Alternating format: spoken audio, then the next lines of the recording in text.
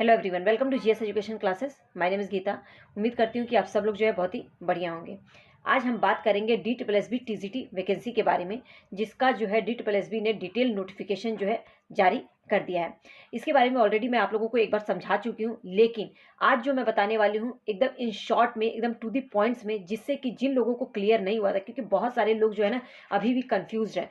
ठीक है, तो जिनको क्लियर नहीं हुआ था वो क्लियर हो जाएगा। एकदम टू द पॉइंट्स में जो है चीज़ें मैं समझाने वाली हूँ, तो लास्ट तक देखिएगा ताकि चीज़ें जो आप लोगों को अच्छे से क्लियर हो जाए।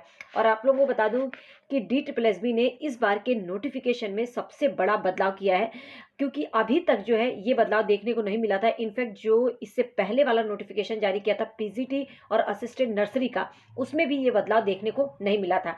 लेकिन टीजीटी की जो वैकेंसी आई है इसमें जो है बहुत बड़ा बदलाव किया है। तो क्या है वो तो मैं आप लोगों को समझाऊंगी एकदम पॉइंट्स में।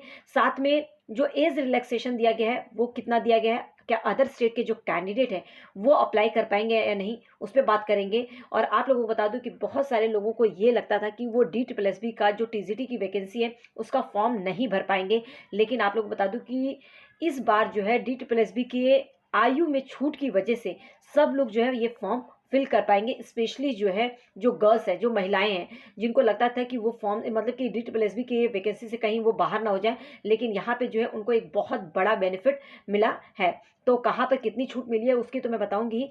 साथ में आप लोगों को बता दूं कि जिन लोगों ने भी ग्रेजुएशन किया है, मतलब BA से, बीकॉम से, BSc से, वो जो है अपने सब्जेक्ट का कॉम्बिनेशन जरूर देख लीजिएगा। और स्पेशली जो बीकॉम वाले कैंडिडेट जो सबसे ज़्यादा परेशान रहे थे, उनका जो है प्रॉब्लम सॉल्व हो गया है, तो मैं समझाऊंगी। तो वीडियो लास्ट तक देखिएगा। और हाँ, अगर चैनल पर नए हैं और टीचिंग एग्जाम की प्रिपरेशन कर रहे हैं और हमेशा टीचिंग एग्जाम से टाइम टू टाइम अपडेट रहना चाहते हैं, उसके बारे में जो है ऑथेंटिक इन्फॉर्मेशन चाहते हैं, तो चैनल को सब्सक्राइब कर लीजिए ताकि आने वाली वीडियो की नोटिफिकेशन जो है वो आपको टाइम पर मिल सके। तो चलिए सबसे पहले बात करें, अगर मैं बताऊं आप लोगों को, तो टीजीटी वैकेंसी में जो एलिजिबिलिटी है, ठीक है, एलिजिबिलिटी में अगर मैं बात करूं तो आप सब लोग जानते हैं कि टीजीटी SST हो, science, maths, Hindi, English, Sanskrit, drawing, इन सब की जो है वैकेंसी आई है। इसके अलावा जो है आप लोगों को पंजाबी और उर्दू की भी वैकेंसी जो है आई है। ठीक है, लेकिन मैं आप लोगों को मेन सब्जेक्ट जो है पहले उसका क्लियर कर देती हूँ कि जो इसकी एलिजिबिलिटी है TGT SST science, maths, Hindi, English, Sanskrit. तो इसका जो जनरल आप लोगों को अगर मैं बताऊं, जो जनरल इसका जो एक एलिजिबिलिटी है पहले उसको समझ लीजिए। अगर आप लोगों ने BA किया है, बीकॉम किया है या BSc किया है, मतलब अगर आप ग्रेजुएट हैं, ठीक है, ठीक है, तो आपका कम से कम BA किए हो, बीकॉम किए हो या BSc किए हो, उसमें कम से कम जो है आपके 45% मार्क्स होना चाहिए। चाहे वो आपका सब्जेक्ट हो, ठीक है, चाहे वो आपका सब्जेक्ट हो या ऑल ओवर, मतलब तीनों साल का मिला के जो एग्रीगेट बनता है, ठीक है, जो एग्रीगेट बनता है उसमें कम से कम 45% मार्क्स, मतलब सब्जेक्ट में तो 45% मार्क्स होना चाहिए, एग्रीगेट मतलब तीनों साल का मिला के भी 45% होना चाहिए, जो कि पहले ऐसा नहीं था। ठीक है, इसके बाद भी बताऊंगी, और भी बहुत सारी चीज़ें हैं।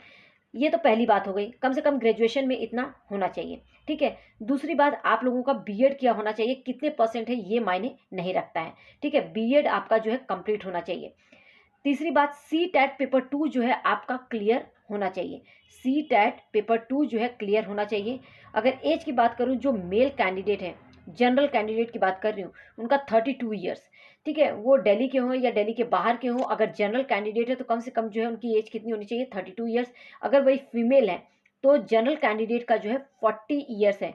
ये इनके लिए जो है यहाँ पर जो है प्लस पॉइंट है कि जो फीमेल है उनका जो एज लिमिट है वो बढ़ा दिया गया है, जो कि पहले ऐसा नहीं था। ठीक है, तो फीमेल का जो एज लिमिट है वो कितने हैं, 40 ईयर्स। अगर आप अदर स्टेट के कैंडिडेट है तो जनरल में काउंट होंगे, तो कम से कम अगर 40 ईयर्स से आपका मतलब बिलो है, कम है, तो आप जो है इसके जो है फॉर्म को फिल कर पाएंगे। ठीक है, अब यहाँ पे छूट कहाँ पर मिली है वो भी मैं बात करूंगी।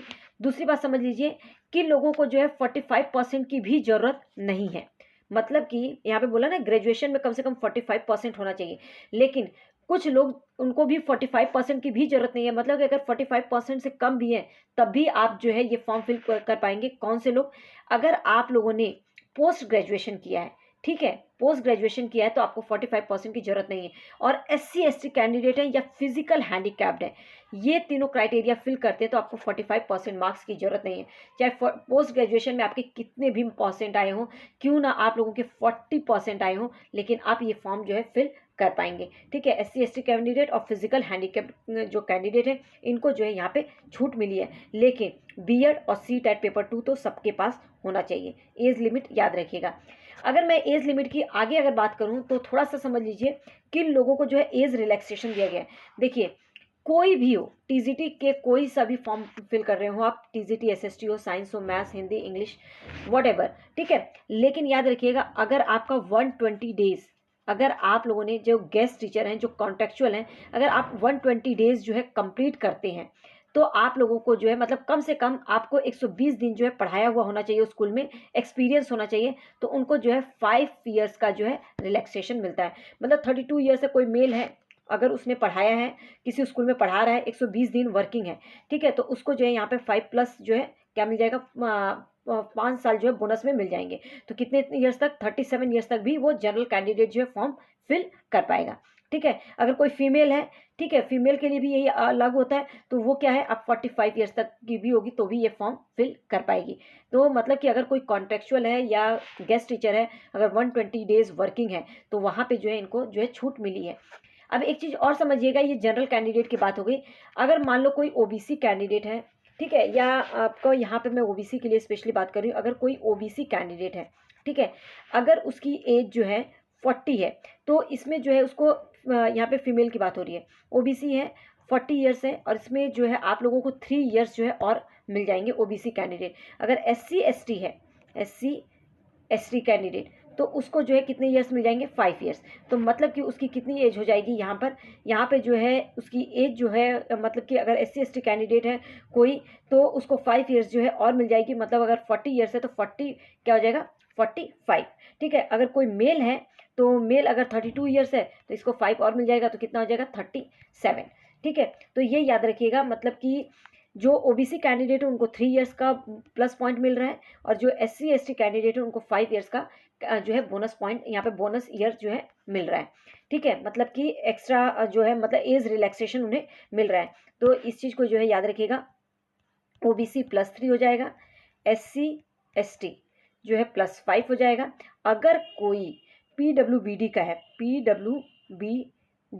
PWBD प्लस OBC है, ठीक है, या SC ST है, तो उनको 10 साल का जो है मिल रहा है। SC ST तो और भी बढ़ जाएगा। ठीक है, उसका इसके बारे में जो है मैं इससे पहले वाली जो वीडियो बनाया उसमें पूरा डिटेल बताया, लेकिन इतना आप लोगों को नहीं जानना है। आप लोगों को जानना है कि अगर आप जनरल कैंडिडेट हैं, मेल हैं तो 32 ईयर्स, और फीमेल है तो 40 ईयर्स। अगर OBC है तो +3 मिल जाएगा, SC ST है तो +5 मिल जाएगा, और वर्किंग डेज अगर आप गेस्ट टीचर हैं तो उसमें 5 ईयर्स जो है और मिल जाएंगे। उम्मीद करते हुए यहाँ तक चीज़ें जो है आप लोगों को बहुत ही अच्छे से क्लियर हो गई होंगी। अगर यहाँ पे कोई भी डाउट है तो कमेंट सेक्शन में पूछिएगा, मैं जरूर बताऊँगी। अब हम बात करते हैं सब्जेक्ट कॉम्बिनेशन की। ठीक है, देखिए आप लोगों को पूरा प्रूफ के साथ दिखाऊंगी, जो इनका ऑफिशियल नोटिफिकेशन आया है उसके अकॉर्डिंग।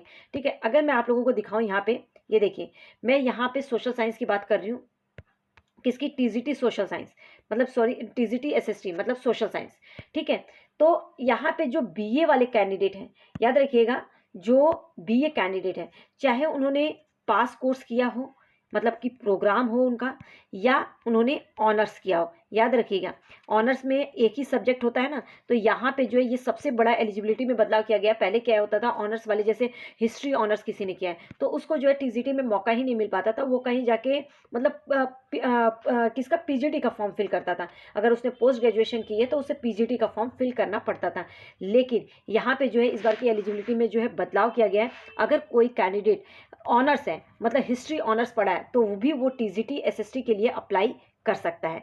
ठीक है, या तो आप लोगों ने TGT मतलब हिस्ट्री किया हो, या ज्योग्राफी किया हो, या आप लोगों ने इकोनॉमिक्स से किया हो, कुछ भी, मतलब कि अगर आप लोगों के पास ऑनर्स सब्जेक्ट में एक ही सब्जेक्ट रहा हो तो भी आप TGT के लिए जो है एलिजिबल हैं।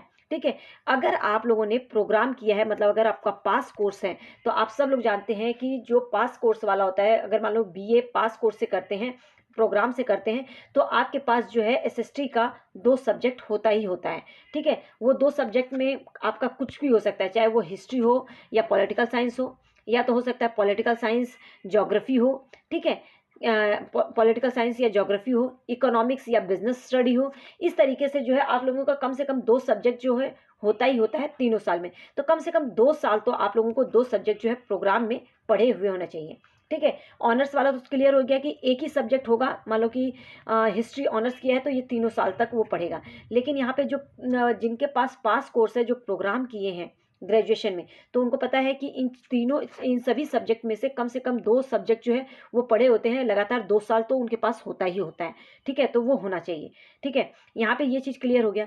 सबसे बड़ी प्रॉब्लम आती है बीकॉम वाले कैंडिडेट, क्योंकि बीकॉम वाले कैंडिडेट कहीं ना कहीं उनके पास जो है क्या अकाउंट्स होता है, इकोनॉमिक्स, बिजनेस स्टडी, इस तरीके से तो उन लोगों को बहुत ज़्यादा प्रॉब्लम आती थी और कहीं ना कहीं उनका सब्जेक्ट कॉम्बिनेशन जो है गड़बड़ा जाता था।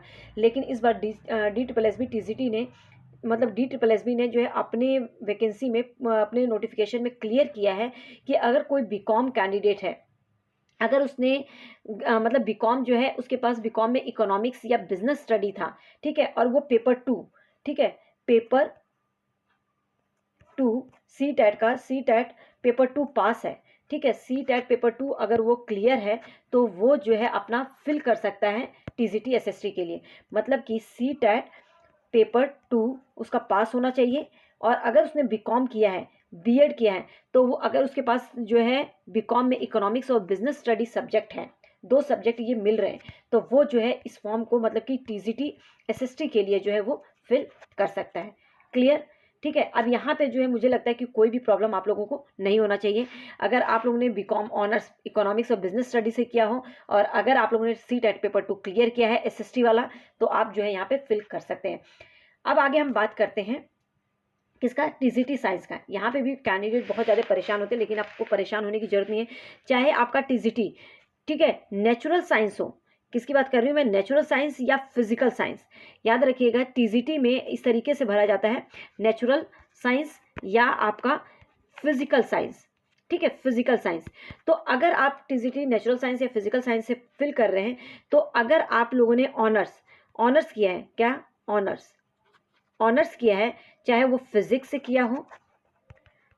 किया हो, चाहे वो केमिस्ट्री से किया हो, बायोलॉजी, बॉटनी, जूलॉजी, जिससे भी ऑनर्स किया है, ठीक है, आप TGT फिजिकल साइंस मतलब नेचुरल साइंस के लिए जो है एलिजिबल हैं।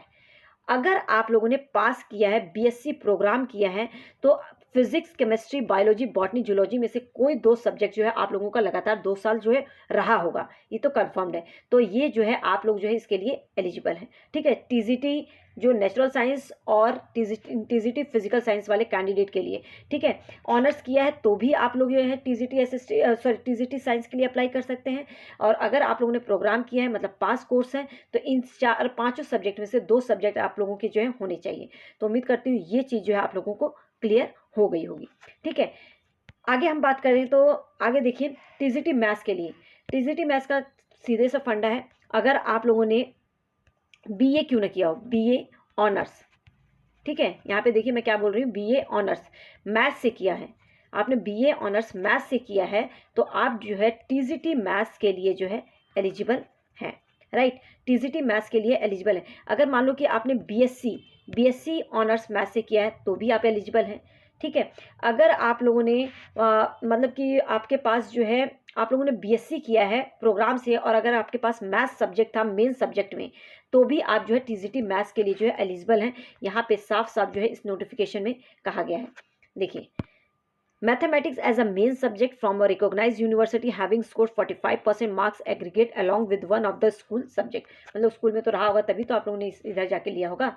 ठीक है, तो ये मैथ्स वाले कैंडिडेट के लिए था कि अगर आपने ऑनर्स किया है BSc ऑनर्स या BSc मैथ्स ऑनर्स किया है, या BA मैथ्स ऑनर्स किया है, या तो आप प्रोग्राम किए हैं और मेन सब्जेक्ट में आपके पास मैथ्स था, तो आप जो है इसके लिए जो है एलिजिबल हैं। तो उम्मीद करती हूँ ये क्लियर हो गया होगा। जनरल चीज़ें मैंने बता दी है। अब हम बात करते हैं लैंग्वेज की। ठीक है, लैंग्वेज में क्या है, तो देखिए लैंग्वेज में क्लियर एकदम बोला गया है, अगर आप लोगों ने ऑनर्स ग्रेजुएशन में मान लो कि BA ऑनर्स आपका इंग्लिश है, ठीक है, BA ऑनर्स इंग्लिश है, तो आप TGT इंग्लिश के लिए एलिजिबल है। लेकिन अगर आप लोगों ने BA प्रोग्राम किया है, प्रोग्राम या मतलब कि जिसे पास कोर्स भी बोलते हैं, अगर पास किया है और उसमें जो है equivalent with English as a main subject from recognised university, मतलब इंग्लिश आपका मेन सब्जेक्ट रहा है, तो आप जो है एलिजिबल हैं। अगर 2 साल तक आप लोगों ने इंग्लिश पढ़ा है तो आप जो है ये फॉर्म फिल कर सकते हैं। ओके, TGT इंग्लिश का था। सेम ऐसे ही आप लोगों का जो है हिंदी का है, ये चीज़ याद रखिएगा, हिंदी का भी सेम है, ठीक है। मतलब कि अगर आप लोगों ने ऑनर्स किया है, यहाँ पे साफ साफ आप लोगों को मैं दिखा ही देती हूँ, मैं लिख कर दिखाने से अच्छा है। देखिए, बीए ऑनर्स इन अ हिंदी और बीए विद हिंदी, अगर बीए हिंदी से किया है या ऑनर्स आपका हिंदी रहा है तो आप जो है टीजीटी हिंदी के लिए जो है एलिजिबल हैं, ठीक है। इसके साथ ही equivalent oriental degree Hindi from a recognised university having 45 marks in aggregate, ठीक है, तो भी आप जो है एलिजिबल हैं। तो इस चीज़ को जो है याद रखिएगा, हिंदी के लिए है। और appointment as a Hindi teacher only, Sahitya Ratna of Hindi Sahitya Sammelan Prayag having score at least 45% mark aggregate with English जो है आपका 12th में होना चाहिए, ठीक है। तो भी आप जो है टीजीटी हिंदी के लिए जो है एलिजिबल हैं। जिन कैंडिडेट को होगा उनको जो है ये बात समझ में आ गई होगी। अब हम संस्कृत की बात करते हैं, तो संस्कृत में भी सेम, अगर आपने बीए ऑनर्स, ठीक है, आप लोगों को दिख रहा होगा, अगर नहीं दिख रहा है तो मैं इसको बड़ा कर देती हूँ। ये इनका जो है नोटिफिकेशन से मैंने लिया है ताकि आप लोगों को याद रहे, क्लियर रहे कि हाँ ये जो नोटिफिकेशन आया उसी का है। बीए ऑनर्स संस्कृत से है या BA with Sanskrit as one of the elective subject from a recognised university having 45% marks तो होना ही होना चाहिए, ठीक है। तो ये जो है आप लोगों का, और one school subject as a degree level, जो आप मतलब संस्कृत आप ले रहे हैं, अगर ग्रेजुएशन में कर रहे हैं तो आपके पास 12th में भी संस्कृत होना चाहिए, तो ही आप जो है ये कर सकते हैं, ठीक है। तो यहाँ पे जो है आप लोगों को ये चीज़ क्लियर हो गई होगी। और यहाँ पे आप लोगों को जो है संस्कृत के लिए जो कैंडिडेट अगर ऑनर्स किया है, अगर बीए में भी अगर आप लोगों के पास संस्कृत था तो भी आप जो है इसके लिए एलिजिबल हैं। ड्राइंग के लिए जो है यहाँ पे थोड़ा सा क्राइटेरिया अलग है, और आप लोगों को मैं ड्राइंग टीचर टीजीटी अगर ड्राइंग के लिए अप्लाई कर रहे हैं तो आप लोगों को याद रखिएगा, इसमें डिप्लोमा चाहिए, 5 years डिप्लोमा इन ड्राइंग, ठीक है, painting, graphic art from the university institute recognised by the government of India. Master degree है अगर ड्राइंग में या पेंटिंग में, fine arts from recognised university तो भी चलेगा। बैचलर डिग्री ड्राइंग में है, पेंटिंग, फाइन आर्ट्स तो भी आप लोगों का चलेगा। लेकिन याद रखिएगा इसके लिए एज लिमिट जो है वही जैसे पहले था 30 years वही सेम रखा गया है।